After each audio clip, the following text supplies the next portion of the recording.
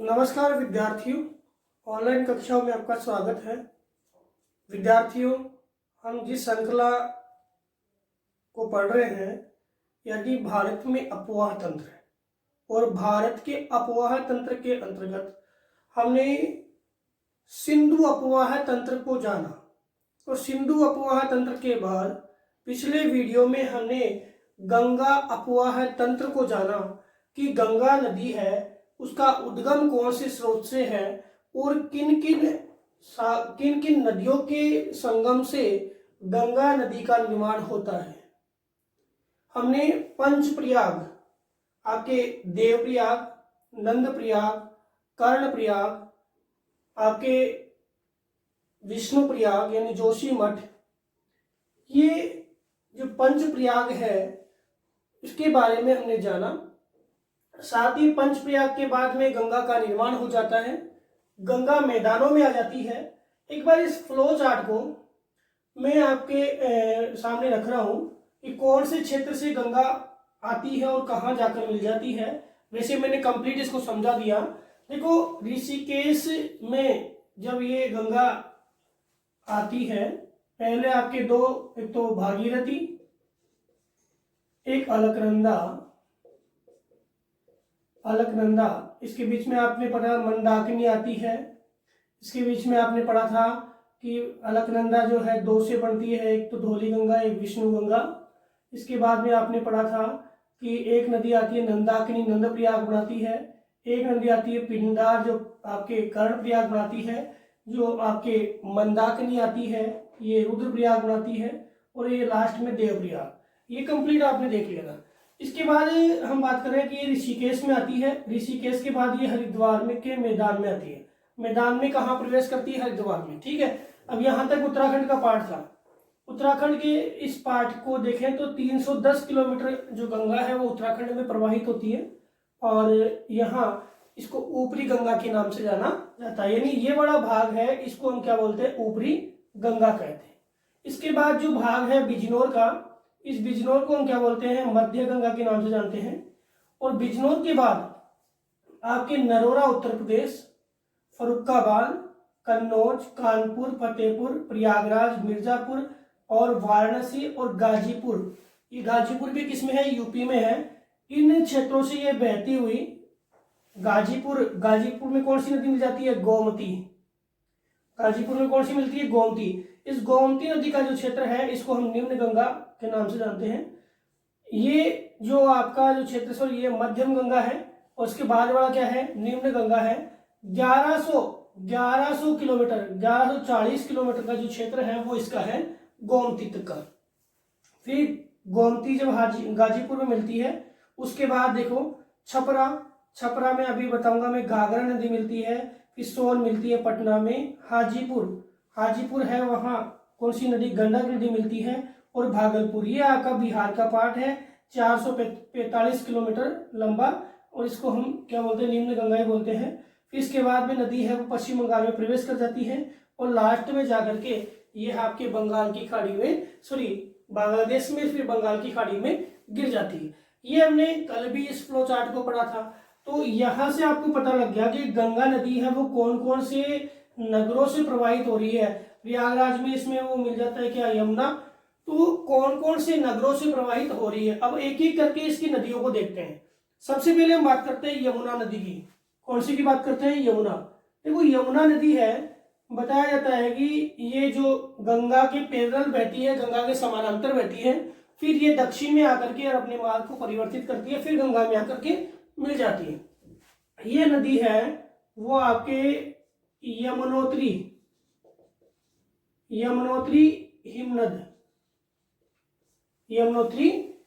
हिमनद जो हिमालय में कौन सी श्रेणी में है? बंदरपूछ श्रेणी में। बंदरपूछ श्रेणी के अंदर जो यमुनोत्री हिमनद है, जिसकी ऊंचाई की बात हम करें 6316 मीटर है। 6316 मीटर की ऊंचाई बंदरपूछ जो श्रेणी है उसमें कौन सा हिमनद है? यमुनोत्री।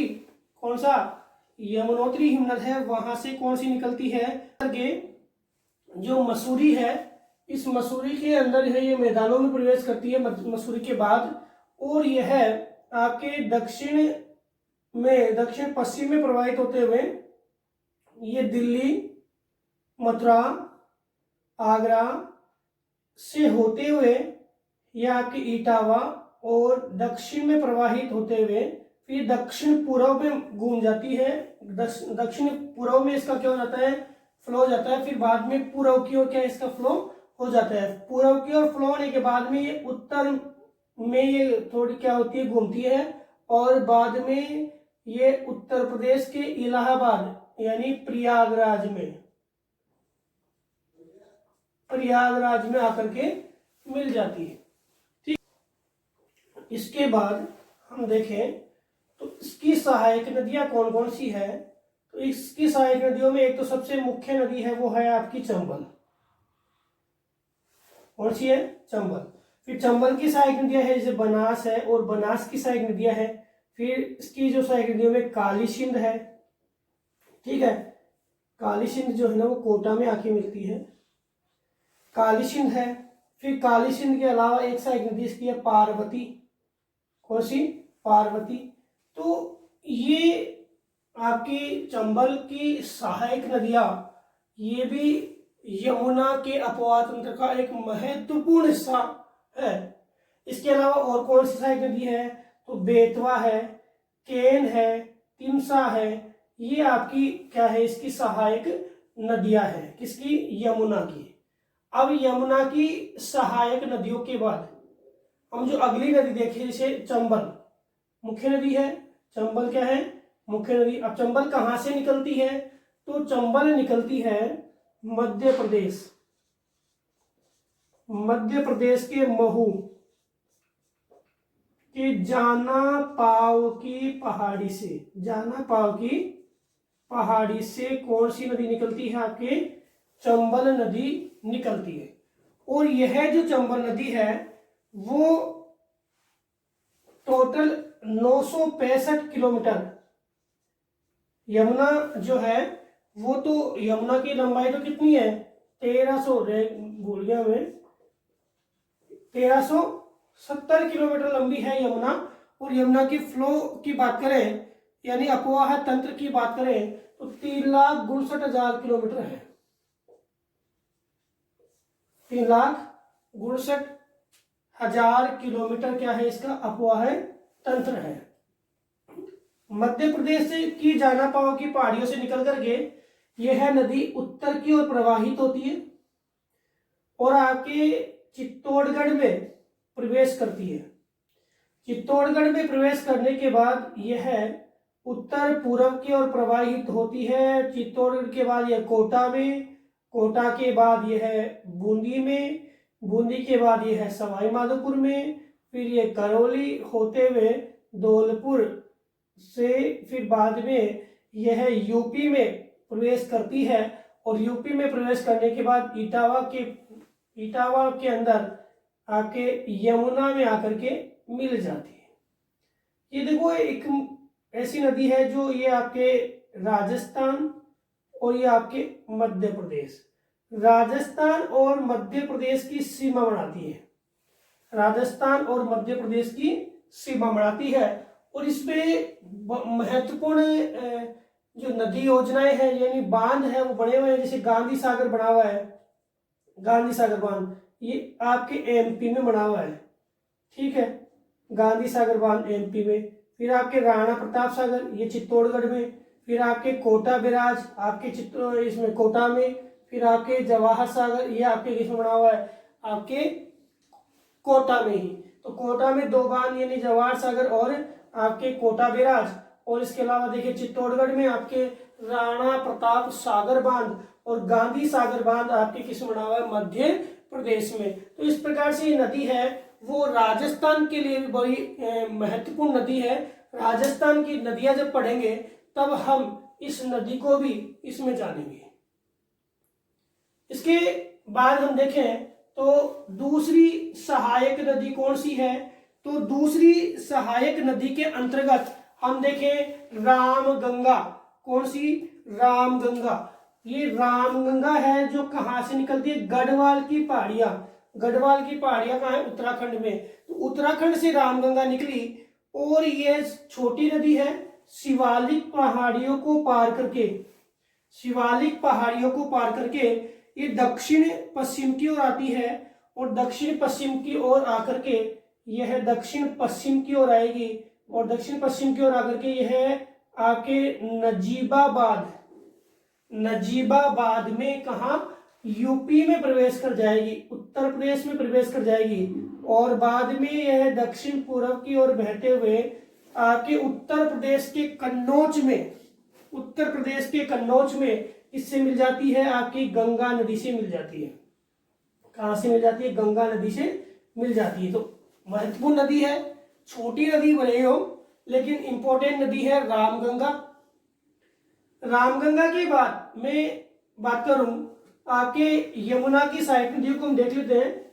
तो यमुना की सहायक नदी देखो, बेतवा है, केन है, तिमसा, ये सारी नदियां आपके अमरकंटक पठारी क्षेत्र से निकलती है, मतलब ये आपके एमपी से निकलती है, जैसे सोल है ये भी अमरकंटक से निकलती है, मध्य प्रदेश से निकलती है, और उत्तर की ओर प्रवाहित होते हुए कहाँ मिल जाती है, यमुना में मिल जाती है। ये इलाहाबाद के नजदीक मिलती है, कौन सी, तिमसा। अब गंगा की जो बाई ओर से मिलने वाली जो नदियां हैं उसमें हम बात करते हैं शारदा या सरयू नदी की। शारदा या सरयू नदी, इसका उद्गम है नेपाल हिमालय से है। कहां से है, नेपाल हिमालय से है। देखो ये तो आपकी कुमाई आ गया, ये कौन सा आ गया, नेपाल। तो नेपाल हिमालय से इसका उद्गम है, और कौन से हिमनद से है, तो आपके इसमें आता है मिलाप हिमनद। कौन सा, मिलाप हिमनद। मिलाप हिमनद से इसका क्या है, उद्गम है। नेपाल हिमालय के कौन से हिमनद से है, तो मिलाप हिमनद से है, जहां इसको क्या बोलते हैं, शारदा को बोलते हैं गौरी गंगा। क्या बोलते हैं, गौरी गंगा। ये गौरी गंगा जो नदी है वो नेपाल और भारत की बॉर्डर बनाती है, नेपाल और भारत की बॉर्डर बनाती है, और बॉर्डर बना करके यह नदी, सॉरी ये यहां से आएगी, नेपाल और भारत की बॉर्डर बनाते हुए ये नदी है वो दक्षिण की ओर आती है, और दक्षिण में ये आपके बहराइच जिले के अंदर, बहराइच जिले के अंदर क्या है, घाघरा नदी से मिल जाती है। बहराइच जिले में कहां से मिल जाएगी, घाघरा नदी में मिल जाएगी, और इसको क्या बोलते हैं यहाँ पे, काली नदी या काली गंगा या शारदा इसको कहते हैं। और वहां जहां निकलती है इसको क्या बोलते हैं, गौरी गंगा कहते हैं। तो मिलाप हिमनद से निकल करके और ये कहां मिल जाती है, आपकी घाघरा नदी में आकर के मिल जाती है। अब हम बात करते हैं घाघरा नदी की। तो घाघरा नदी है वो भी मापचा चुंगो हिमनद है। हिमनद का नाम लिखता हूं, मापचा चुंगो हिमनद। मापचा चुंगो हिमनद से निकलती है, ये भी नेपाल हिमालय की बात है। और यहाँ पे ये है आगे बढ़ती है और सीसा पानी में क्या बनाती है, महाखंड बनाती है नेपाल में, और दक्षिण की ओर प्रवाहित होती है, दक्षिण की ओर प्रवाहित होती है।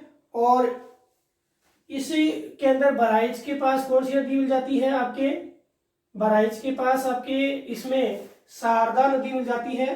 फिर दक्षिण पूर्व की ओर ये बहती बहती आपके बिहार के छपरा में, बिहार के छपरा में यह नदी है वो किस में मिल जाती है, गंगा में मिल जाती है। बिहार के छपरा में किस नदी मिल जाएगी, गंगा में मिल जाएगी। तो समझ में आ गया, रामगंगा, घाघरा, शारदा। अब आपके सबसे महत्वपूर्ण नदी की बात आती है, वो है गोमती नदी। तो वो सबसे इंपॉर्टेंट है, क्यों है, क्योंकि यह एकमात्र नदी है जो मैदान से निकलती है। गोमती नदी जो क्या है, एकमात्र नदी है जो किससे निकलती है, मैदान से निकलती है। तो मैदान से निकलने वाली जिस नदी का जो है ये कहां से निकलती है, आपके जो फुलहर झील है, फुलहर यूपी में, कौन सी झील, फुलहर, यूपी की झील कौन सी है, फुलहर झील है, यानी गोमत ताल, गोमत ताल, फुलहर को क्या नाम बोलेंगे, गोमत ताल।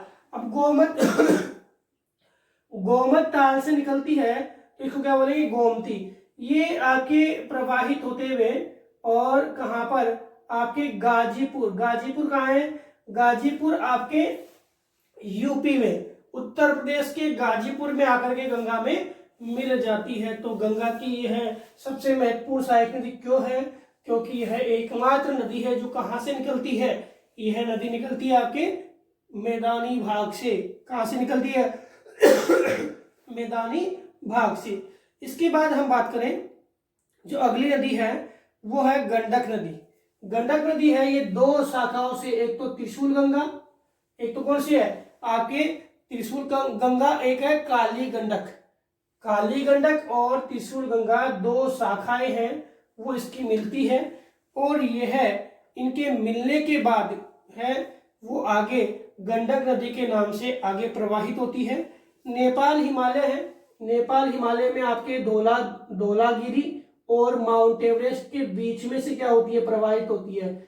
जैसे माउंट एवरेस्ट के पास से तो निकलती है, धौलागिरी और माउंट एवरेस्ट के बीच में से क्या होती है, प्रवाहित होती है। और प्रवाहित होने के बाद आपके ये जो है नदी, ये आपके बिहार के अंदर, कौन सी जगह, बिहार में मैदान में प्रवेश करती है। बिहार में क्या करती है, मैदान में प्रवेश करती है। और बिहार के कौन से जिले में प्रवेश करेगी, बिहार के कौन से जिले में प्रवेश करेगी, ये चंपारण में प्रवेश करेगी। कहां पर,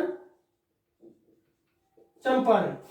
चंपारण में मैदान में प्रवेश करती है और चंपारण में मैदान में प्रवेश करने के बाद आपके बिहार में हाजीपुर में यह गंगा नदी में मिल जाती है। इसके बाद अब कौन सी नदी, कोसी नदी की बात करें।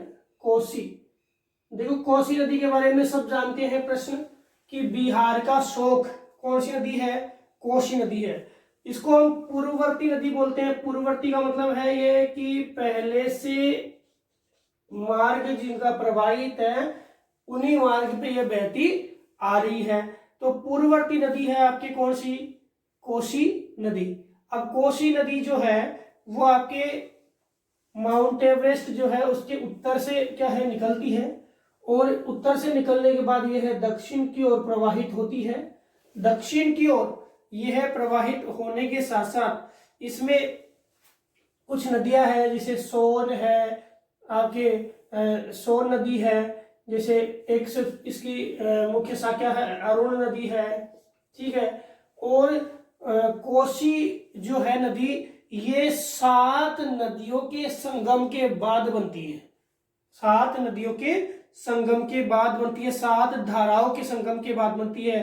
जैसे सोन है, सनकोसी है, आपके अरुण है, आपके पूर्वी कोशी है। तो इस प्रकार से 7 नदियां हैं जिसमें 7 धाराएं, जिनमें सबसे महत्वपूर्ण कौन सी, अरुण। तो इन धाराओं के बाद यह कौन से नाम से जानी जाती है, कोसी नदी के नाम से जानी जाती है।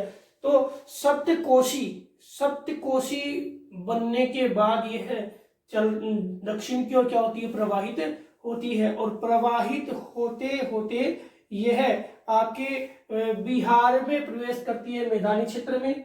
लेकिन इस नदी की सबसे बड़ी बात क्या है कि ये इन क्षेत्रों से काफी ज्यादा मात्रा में तलछट लेके आती है, बहुत ज्यादा मात्रा में जलोढ़ लेके आती है। और जलोढ़ लेके आएगी तो अपने मार्ग में क्या करेगी, जमा करेगी।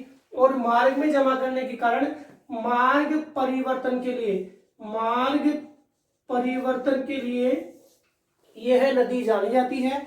और मार्ग परिवर्तन के कारण ही इसे हम बिहार का शोक कहते हैं, बिहार का शोक कहते हैं। अभी कहाँ जाके मिली ये नदी, मिली आपके भागलपुर में। कहाँ, भागलपुर। भागलपुर कहाँ है, आपके बिहार में। भागलपुर बिहार में जाकर के नदी आपके कहाँ मिलती है, गंगा नदी में जाकर के मिल जाती है। तो हमने जाना गंडक नदी है वो हाजीपुर में, कोसी नदी है भागलपुर में, घाघरा नदी है वो छपरा में, कन्नौज नदी है वो आपके गोमती नदी है वो गाजीपुर में, और रामगंगा नदी है वो कहाँ पर, कन्नौज में, ठीक है। और यहाँ देखें तो यमुना है वो इलाहाबाद यानी प्रयागराज में मिलती है। इसके बाद आपकी नदी है सोन। सोन नदी है यह आपके अमरकंटक पठार से ही निकलती है। अमरकंटक पठार से निकलने के बाद यह नदी जो है वो यूपी, फिर यूपी के बाद ये झारखंड और फिर बिहार, यूपी, झारखंड और फिर लास्ट में बिहार के पटना में आकर के गंगा में मिल जाती है। महत्वपूर्ण नदी है सोन नदी। ये आपके प्रायद्वीपीय भारत से निकलने वाली पहले यूपी, झारखंड और बिहार, ये 3 राज्यों में बहती है। इसके बाद मैं बात करूं दामोदर की, छोटा नागपुर के पठार से तो निकलती है, छोटा नागपुर के पठार से निकलती है, उत्तर की ओर प्रवाहित होती है उत्तर पूर्व में जाकर के, और ये गंगा का जो एक भाग है हुगली नदी में, यह पश्चिमी बंगाल में जाकर के मिल जाती है। हुगली नदी में कौन से में? पश्चिम बंगाल में जाकर के मिल जाती है। देखो ये नदी भी है। इस दामोदर नदी के बारे में 2 प्रश्न बढ़ते हैं। एक तो क्या है, यह बंगाल का शोक है, वही मार्ग परिवर्तन, एक तो बंगाल का शोक, दूसरी बंगाल का शोक। दूसरी बात में करूं इस नदी से, तो ये नदी है वो सबसे ज्यादा कोयला उत्पादन करती है। इस नदी क्षेत्र में, इस उपवा क्षेत्र में सबसे ज्यादा क्या होता है? कोयला उत्पादन होता है। इस कारण से हम इसको प्रदूषित नदी भी कहते हैं। प्रदूषित नदी कौन सी है? दामोदर। प्रदूषित नदी कौन सी है? तो दामोदर नदी है। ठीक है, दामोदर नदी को हम प्रदूषित नदी भी कहते हैं। इसके बाद हम बात करें सबसे अंतिम नदी की, वो है आपके महानंदा। ये नदी जो है इंपॉर्टेंट इसलिए है कि सबसे अंतिम नदी है। ठीक है, और ये निकलती कहां से है? ये दार्जिलिंग पहाड़ियों से निकलती है, आपके पश्चिम बंगाल से। और यह दार्जिलिंग पहाड़ियों से निकल करके और आपके फरक्का के निकट मालदा में आपके पश्चिम बंगाल के अंदर कहां पर? गंगा नदी में मिल जाती है। कहां पर मिल जाती है? गंगा नदी में मिल जाती है। तो इस प्रकार हमने गंगा नदी के अपवाह तंत्र के दौरान इन सभी नदियों को पढ़ा। अब आता है कि कौन कौन सी नदियां हैं वो कहां दोआब बनाती है, और उन दोआबों को क्या क्या नामों से जाना जाता है। कौन कौन से दोआब यहाँ पे नदियों के बढ़ते हैं, तो जहां जहां ये नदियां हैं उनके जो दोआब क्षेत्र है उनको हम किन किन नामों से जानते हैं। दोआब क्षेत्र की बात करें तो आपके गंगा और यमुना का जो दोआब है उसको हम क्या बोलते हैं? गंगा यमुना दोआब। क्या बोलते हैं? गंगा यमुना दोआब क्षेत्र। और फिर दूसरी बात करें रामगंगा और गोमती, तो रामगंगा और गोमती के क्षेत्र को हम बोलते हैं रुहेलखंड। क्या बोल देते हैं? रुहेलखंड का मैदान। ठीक है, फिर आपके जो घाघरा है और गोमती है, उस घाघरा और गोमती के मैदान को, ये देखो ये तो आपकी घाघरा है और ये आपके गोमती है, इसके मैदान को हम अवध का मैदान कहते हैं। क्या बोलते हैं? अवध का मैदान। क्या बोलते हैं? अवध का मैदान। और आपके जो महानंदा और कोसी है, इस वाले मैदान को आप पश्चिमी बंगाल का मैदान कहते हैं। पश्चिमी बंगाल का मैदान। तो ये प्रमुख क्या है? आपके दोआब क्षेत्र है। अब ये आपके हाजीपुर छपरा के बीच का घाघरा और गंडक के बीच का जो क्षेत्र है, इसको हम पूर्वी मैदान बोल देते हैं। ये यूपी के पूर्व में यानी बिहार में है, लेकिन बिहार के क्षेत्र में ये जो आपका भाग है ये मैदानी भाग है। ठीक है, ये मध्यम गंगा का प्रदेश आ गया। फिर आगे कौन सी आ जाती है? आपके निम्न गंगा का प्रदेश आ जाता है। तो विद्यार्थियों, हमने गंगा नदी के अपवाह तंत्र को जाना। अगले वीडियो के माध्यम से हमारी जो हिमालय अपवाह तंत्र की जो नदी है, कौन सी? ब्रह्मपुत्र। हम ब्रह्मपुत्र के अपवाह तंत्र को जानेंगे। धन्यवाद।